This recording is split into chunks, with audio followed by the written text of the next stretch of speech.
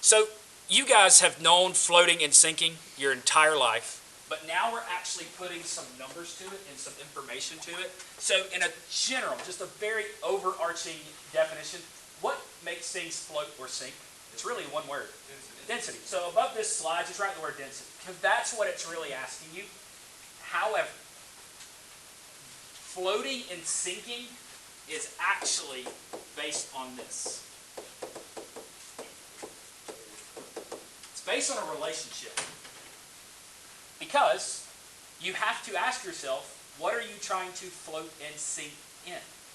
Now, that's a silly question because typically what are we talking about floating and sinking in? Water. But are there other liquids on the planet? Sure. What are the two elements that are liquid at room temperature? Mercury and bromine. How can you tell? They're blue. That's right. Okay. So in theory, could I take a piece of wood or cork or any piece of something and put it in those two solutions and ask the same question? But what would you have to know about those two specific things to answer that question? Their densities. Now, are their densities different than liquid water? Yes. You may consider, go back up to the table, maybe a page back. Can anyone tell me what mercury's density was? 13.6. That's a pretty high density. So what's weird, as a human, if I could lay you down in a swimming pool of mercury, would you float or sink? You would float. Like you wouldn't go anywhere in it. It would hold you up almost like a bed. It's so dense. It's crazy to think about, but that's the truth. The same thing, I don't know, actually, let me find out. Can you float? Yeah. That's true. That's a good point. It'll actually absorb in your skin and die, which is not good. What is the density of liquid bromine at room temperature? So, this is just relative information here. The density of bromine is that's not what I want. Let's try this again. Is 3.12 grams per milliliter. So again, if I had a liquid pool of bromine, again, you don't have to know this, but would you float or sink in that? You would float in that as well. Now, it wouldn't be as much as mercury, but you would still float in it. So that's why I wrote that it's a relational topic, because you have to ask yourself, what are you floating and sinking in? Now, again, you've already answered this. In general, what are we mostly talking about floating and sinking? Water. So, a rubber duck, what does it do? You know that, but why does it float in chemistry definition? It's less than 1, let me change the color so you can see it, 1 gram per milliliter. That is the true reality. Now, you remember yesterday when we talked about density, is it temperature dependent? Because remember, just depending on the temperature, it fluctuates just a little bit, but we said that it's so little that we can just make our lives a whole lot easier and just say it's 1, regardless of the temperature, just because it's not going to change a whole lot. So if it's less than 1, it will float. If it's more than 1, what will it do? It will sink. Okay? It will sink. If it's less than 1, it will float. If it's more than 1, it will sink. The reason I'm telling you this is because the worksheet you have on your desk, we're going to get to it at the end, there are some questions of whether things will float or sink or not, and you're going to need to know some of these concepts and some of these numbers. Now, objects with density of, and this is always a question I always get, what if it's equal to water? Which is a value of what? So if it's a value of 1 gram per milliliter, it will float in mid-water. Now, that's kind of a weird way to say it. So basically, wherever you put it, it will stay. But here's the strange part. Do bodies of water naturally have current in them? Is current on top and under the surface? So it will actually go wherever the current takes it. But what if it's a stagnant body of water that's not moving at all? That's when it will stay wherever you put it. So that's kind of the concept there. And I always love this part. Fish and submarines control their depth by doing this. They change their density. Now, obviously, a submarine is a mechanical thing, right? But a fish is biological. Does anyone know what a fish has inside of it that allows it to change its density?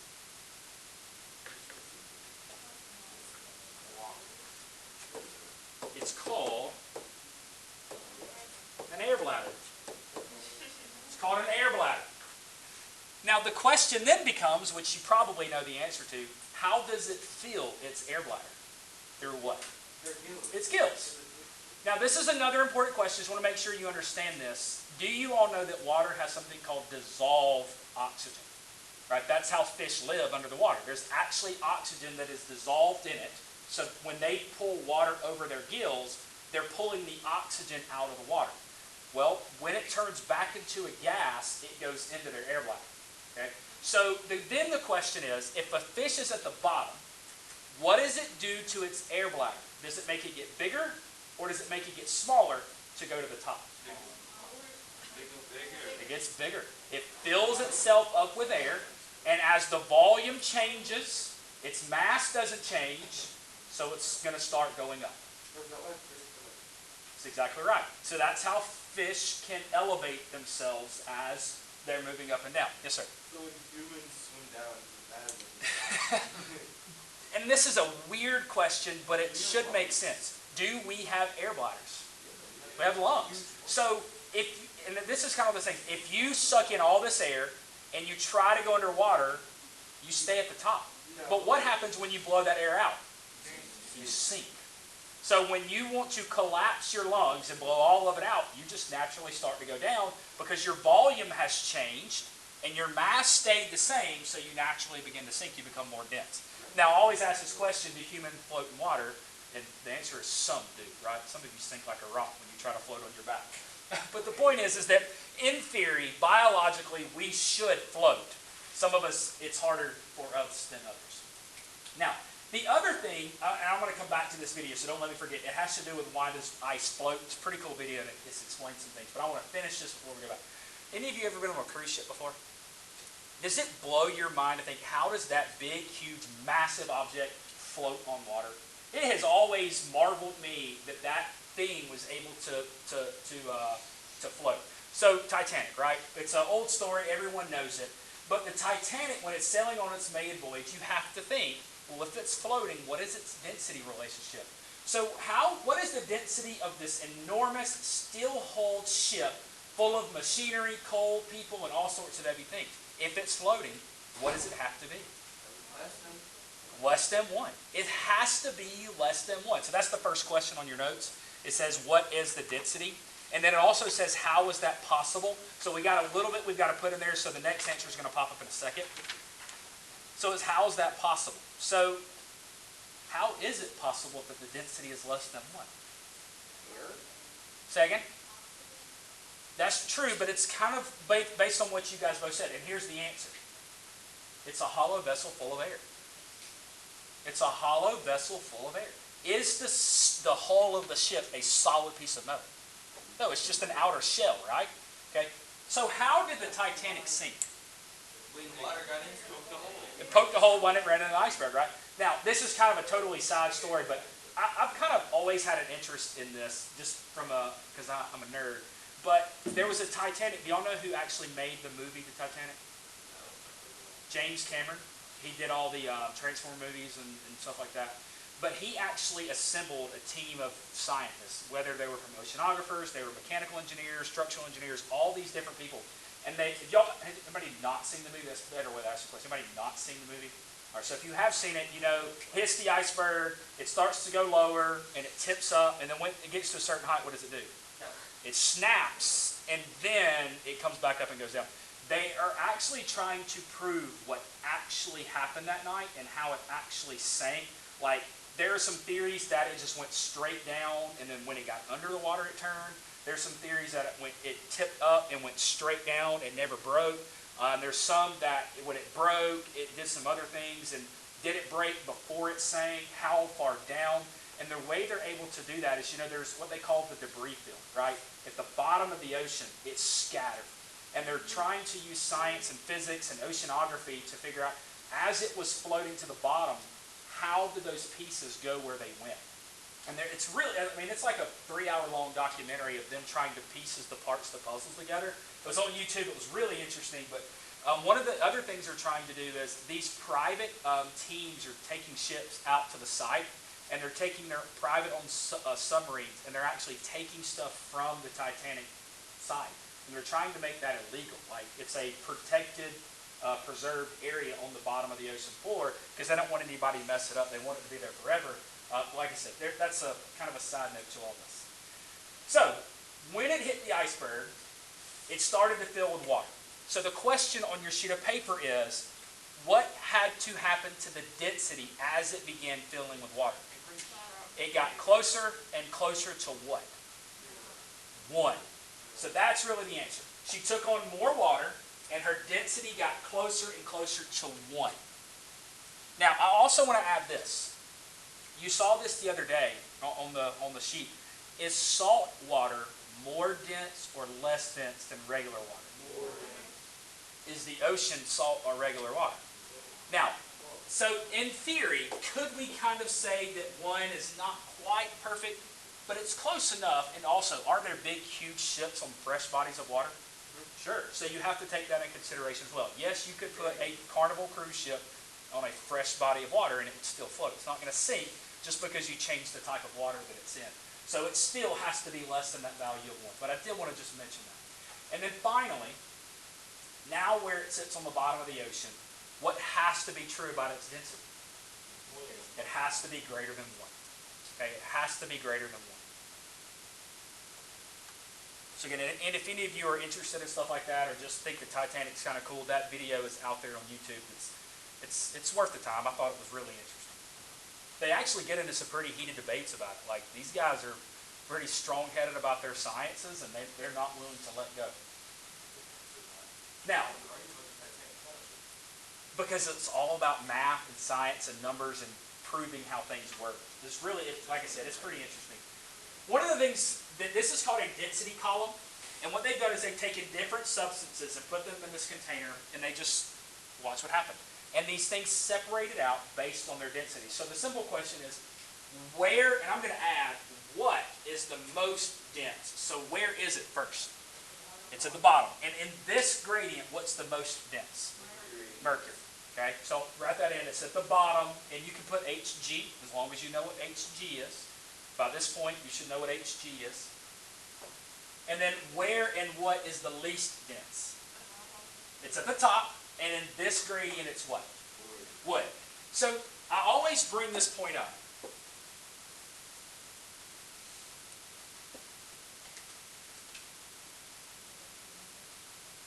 Okay.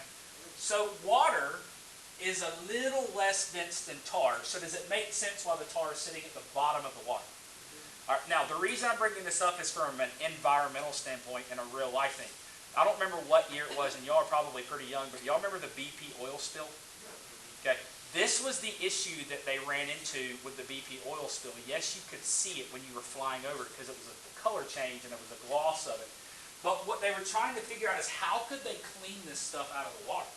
Well, if they had the ability to come in with basically a scraper and that was on the surface level and basically scrape it all up, that would have been plausible. But the problem is the density made it sit in different places in the water. So it would have made it very difficult to collect all of it because of how widespread it was and the densities and where it sat in the water as well. And the environmental concept is once it got up into the marshlands of Mississippi and Louisiana, it just ruined everything. It killed all the animals. So they're still working out of all that BP stuff. Okay. The last thing I want to mention is this. So mercury is way down there at the bottom. And elements also have densities. My wedding ring that I wear is made out of pure tungsten. Does anyone know what else tungsten's used in? It's in light bulbs. Then those little curly cues in light bulbs that break sometimes, that burn out, that's made out of tungsten because that's a very high heat capacity, so it can stay hot for really long periods of time and doesn't mess up. But tungsten's density is 19.3. Look at mercury. It's 13.6. So this is much more dense than mercury. But the most dense element, like if you could have like a cube of it, is osmium. It's 22.6 grams per milliliter, or cubic centimeter. So if you had a cube, a 1 centimeter by 1 centimeter by 1 centimeter cube of osmium, it will be 22.6 grams. Now, compare that to copper, is only 8.96. Compared to lead, is 11.4. So it's double what lead is. And y'all know how heavy a really, really small piece of it feels like it weighs a ton. So that's why density is really important, because if you're trying to get to a specific weight, you only need a little bit of it. Yes, sir? You know how they use like lead for like, you know when you have a dentist and they're like reading? Yeah, like lead plate vests for Is it x-rays. because it's so dense that they can't pass through, or is it like something else about it? So that's a good question. So why do we use lead? And we're gonna talk about light and X-rays in another chapter, but it's a good question. Light, which is an X-ray is light, has the ability to penetrate most objects because it has so much energy. But lead is so dense that it does have that ability to stop the penetration. Now, why don't they use other metals? Well, lead is pretty abundant, lead's pretty cheap, and it's not overly heavy. Could you imagine them putting an osmium plate vest on you? Like you couldn't move, right? It would be so heavy and it would be so expensive that you couldn't move. So that's why they choose lead. Yep. That's a good question, though. All right, last question. These are some silly questions, but they're important. We don't actually count G's to find the mass of objects, which goes back to those little blocks we were doing yesterday. How do you actually find the mass of an object? The mass. A digital scale, a balance. You find the mass of an object by putting it on a balance. So if you want to write that down.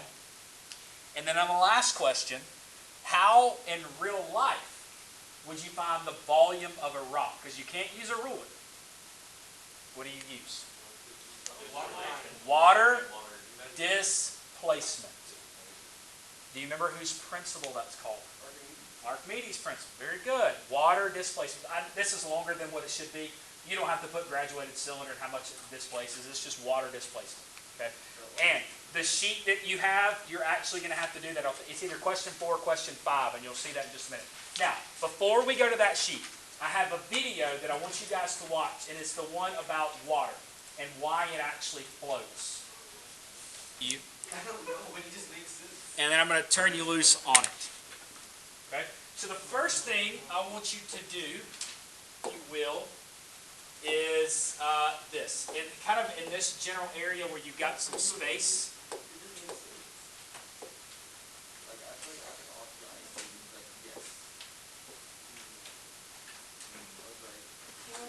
It was that little at the end that's strange.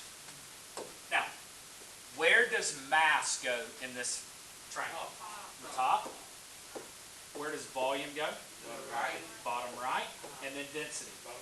Bottom left. Now, that's the unit. And again, if you want to write this over here, excuse me, check. This is the variable triangle. Because it talks about mass, talks about density, talks about volume. Now, if you want to do another one, if you want to do the unit triangle, okay? Again, one is variable, the other is unit. I'm going to do this one on this so y'all can see it. I apologize if I draw things too small. I know it's a lot easier on this one. What is, again, this is the unit. What is the unit for mass? Let me pause and ask you this question. Is it okay if it said kilogram? If it said milligram?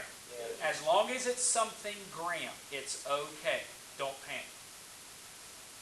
What is the unit for liquid volume? Milliliters.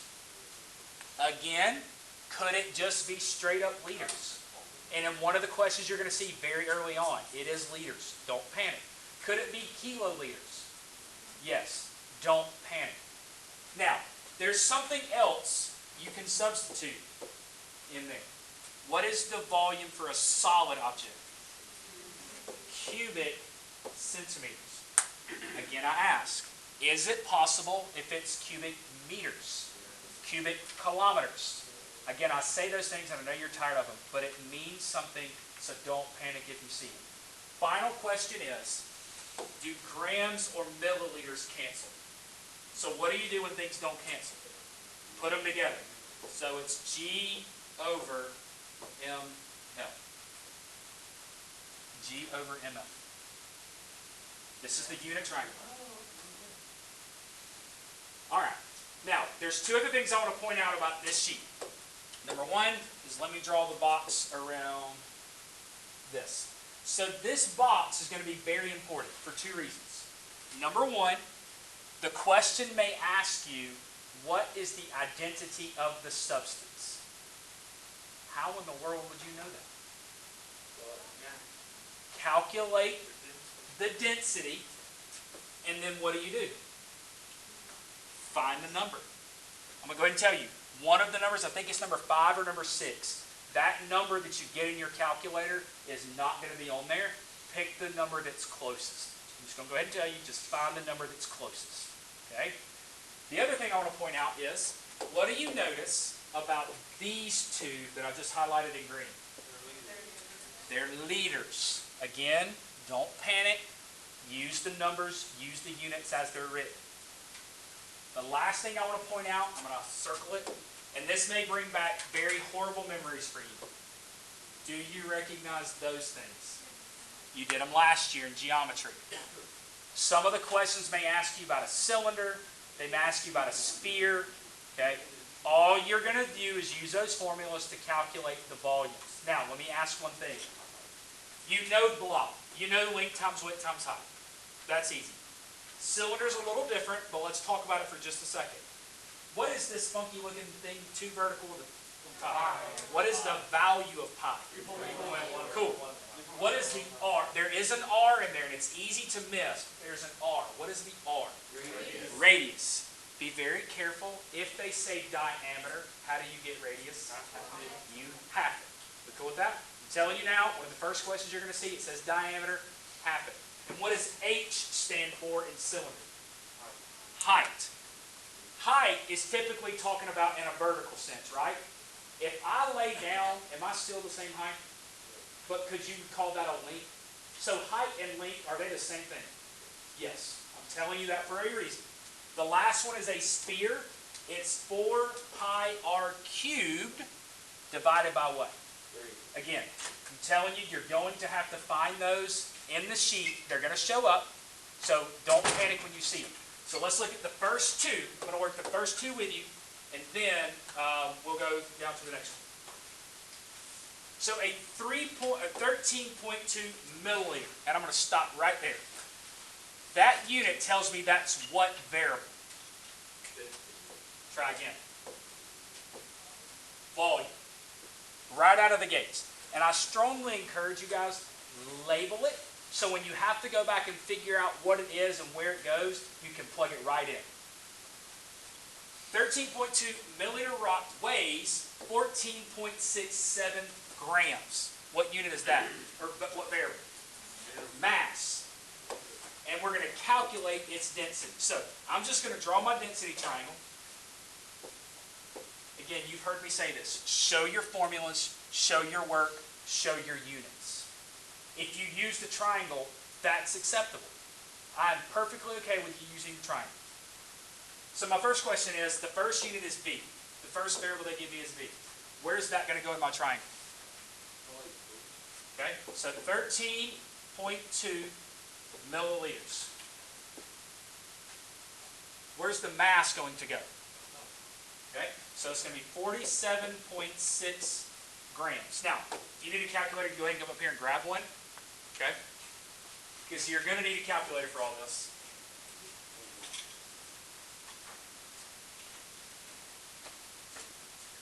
Clear. Let me erase all this so you can see it. Okay.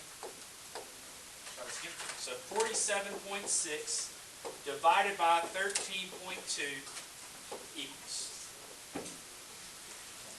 Now, are you going to write down that big ugly number? No. Now, again, we're getting to this next week. I promise we're finally going to get there and it's going to make more sense. Significant figures. You don't understand this, I'm just going to tell you. There are 3 significant figures in that number. There are 3 in that number. So what do you think your answer needs to be in? 3. So if I need 3 of them, what does that 6 make that 0 do? A 1. So the final answer is 3.61. Now, if you leave it as 3.61, have you lost credit?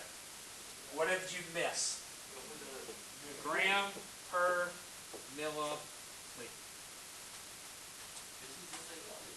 Very similar. And the reason it's a tad bit easier is for most of these, there's not a delta T. Now, I'm going to be honest, there's a water displacement where you do have to do a subtraction, and there's not a specific heat. Okay? All right? So let's look at the next one. A 138.42 gram of sea salt. So as soon as I say that, I know what variable is that?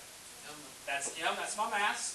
Of salt water has a volume of 117.0 milliliters. So what is that? That's my V. That's my volume. All right? What number goes on top? Okay, 138.42 grams. And then my volume is going to go on bottom right, which is 117.0 milliliters. Now, I'm going to kind of I'm going to back up for just a second and ask this question. What is the question that you have to answer? The density. Do you know the substance of this stuff? What is it? Now, this is important. Do you have an idea of the value of salt water in relationship to something else you know? It should be greater than 1. Again, it won't always work that way, but I kind of want you to think in those terms. So now let's plug it in. So I've got clear. Let me erase this so that's not in the way. All right, try this again. So 138.42 divided by 117. Now again, you're not going to write all those ugly numbers down. Again, this is something you don't know yet, but we're going to learn. There are 4 significant figures in the top number. There are also 4 in the bottom number. So what do you think the answer has to be written in? 4 significant figures. So the answer to that is 1.183. Oh, good. Thank you. There are 5 in the top one, and there are 4 in the bottom one. So you take the least of the values, and so 4 is less than 5, so your answer needs to have 4. Thank you for catching that. I apologize. As soon as it came out of my mouth, I said, that's not right, but I kept going with it anyways. Now again, if you wrote it like that, have you lost credit? What's missing? The unit. All right. So now I think you have enough knowledge to try to start working some of these on your own. Just do the front. And if we have time at the end, I'm going to call some people up and let you actually show the work on the board. Let me go ahead and forewarn you. Let me show you some things you're going to run into. Number 4, be careful with your volume. Read the question. It should make sense.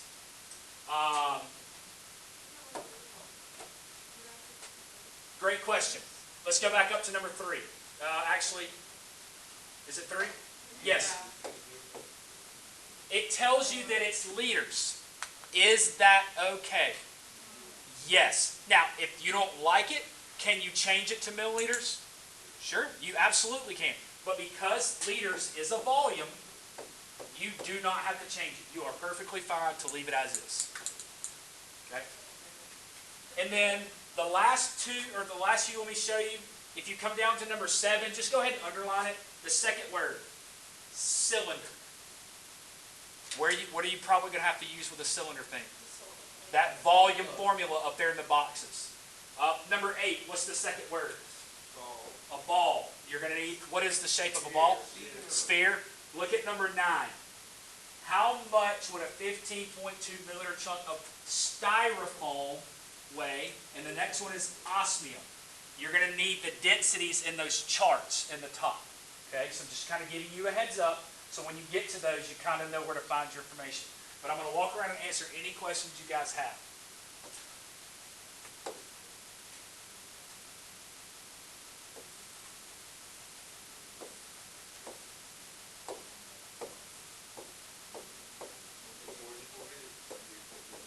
So Jacob R. So go ahead and write that down up there at the top, okay?